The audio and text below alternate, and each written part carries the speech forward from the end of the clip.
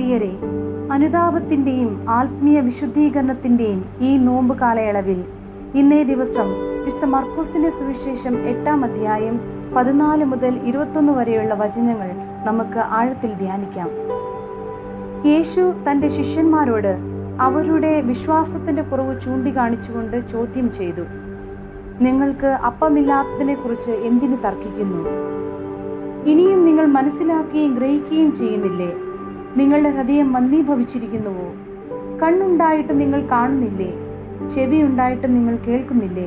നിങ്ങൾ ഓർമ്മിക്കുന്നില്ലേ? യേശു 5000 പേർക്ക് അപ്പം കൊടുത്തതിന് ശേഷം ശിഷ്യന്മാർക്കൊപ്പം വഞ്ചിയിൽ കയറി പുറപ്പെട്ടു. അവർ ഭക്ഷണം കൊണ്ടുവരാൻ മറന്നുപോയി. അവരുടെ പക്കൽ ഒരു അപ്പമേ ഉണ്ടായിരുന്നുള്ളൂ. അതിന്റെ പശ്ചാത്തലത്തിൽ യേശു അവരോട് പറഞ്ഞു: നിങ്ങൾ ജാഗരൂകരായിരിക്കുവിൻ. ഫരിസേയരുടെയും ഹെരോദോസിന്റെയും പുളിമാവിനെ കുറിച്ച് കരുതലോടെ ഇരിക്കുവിൻ. അവർ പരസ്പരം അപ്പമില്ലാത്തതിനെ കുറിച്ച് പറഞ്ഞു. യാഥാർത്ഥ്യം ഉൾക്കൊള്ളാതെ മനസ്സിന്റെ കരുത്തും വിവേകവും ഇല്ലാതെ ഇരിക്കുന്ന അവസ്ഥയെ മനസ്സിലാക്കി യേശു ചോദിക്കുന്ന ചോദ്യമാണ്. ഭൗതികമായ ലോകത്തിൽ മാത്രം അകപ്പെട്ട് ആത്മീയ കാര്യങ്ങളെ കാണാതെ ആത്മീയ അന്ധത, ബധിരത പ്രാപിച്ചവരെ പോലെ ആയി ശിഷ്യന്മാർ. വിശ്വാസത്തിന്റെ അഭാവം മൂലം ദൈവികതയെ തിരിച്ചറിയാൻ നാം പരാജയപ്പെടുന്നു.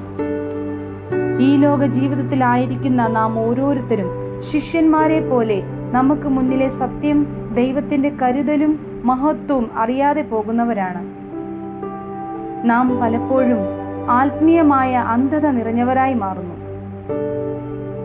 മറ്റുള്ളവരുടെ തെറ്റുകൾ കണ്ടുപിടിക്കാൻ കഴിവുള്ള നാം നമ്മുടെ സ്വന്തം ആത്മീയ അന്ധത മനസ്സിലാക്കാതെ പോകുന്നവരാണ്.